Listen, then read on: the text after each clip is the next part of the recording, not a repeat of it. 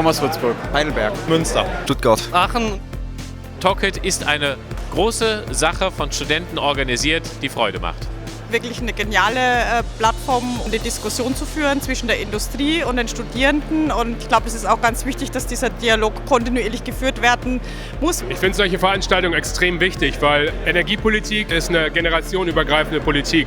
Das heißt, es ist total wichtig, dass junge Forscher, junge Ingenieure und junge Studierende im Prinzip in diesem Thema weiter sind. Und deswegen nehme ich solche Termine auch immer wahr.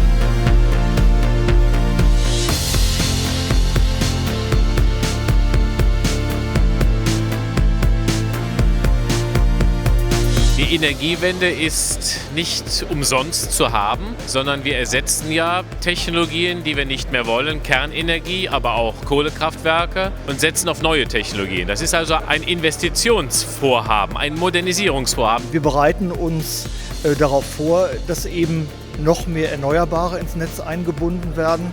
Wir bereiten uns darauf vor, dass die Systeme intelligenter gesteuert werden müssen. Wir fragen uns natürlich auch, wann ist das politische Umfeld so, dass eben unsere Kunden groß in diese Technologien investieren. Ich fand die Startup-Panels, das war so ein Seminar, das ich besucht habe, ziemlich interessant. Junge Unternehmen mit wenig Mitarbeitern, die was Innovatives probieren.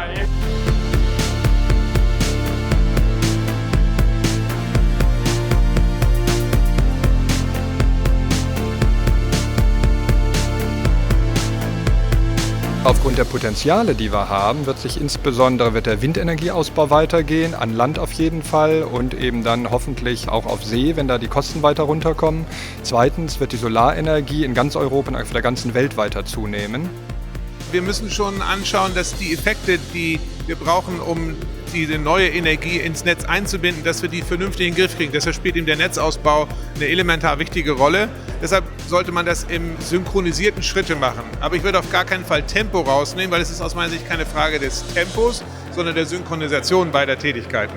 Also ich sehe es nicht als ein Problem des mangelnden Platzes, sondern als ein Thema der Durchsetzung und des Klarmachens, dass wir dieses Netz brauchen, um Energie dorthin zu transportieren, wo Energie benötigt wird.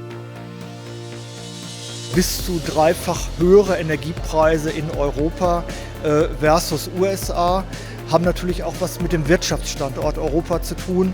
Die Energiewende muss auch bezahlbar sein. Insofern sind nicht nur die Hersteller, die Betreiber der Netze, sondern eben auch die Politik auf der Rahmenbedingungsseite gefragt. Neben den Gestehungskosten, die sinken, ist natürlich der Staat auch immer dabei mit Steuern und Abgaben. Und darum ist es dann auch eine politische Entscheidung, ob man neben den Investitionskosten auch immer noch eine Steuer darauf erheben möchte und in welchem Umfang. Das heißt, wir sind da nicht ausgeliefert, sondern das ist gestaltbar. Die Veranstaltung hat gezeigt, dass jeder seine Sicht hat und dass die große Herausforderung jetzt sein wird, dass man diese vielen Einzelinteressen, Einzelsichten zusammenfasst und in ein großes Gesamtkonzept bringt. Also ich fand es wirklich super. Ich bin ja auch schon das zweite Mal dabei und das hat mich letztes Jahr schon sehr überzeugt und dieses Jahr hat es mich wirklich so überzeugt, dass ich denke, ich komme nächstes Mal nochmal.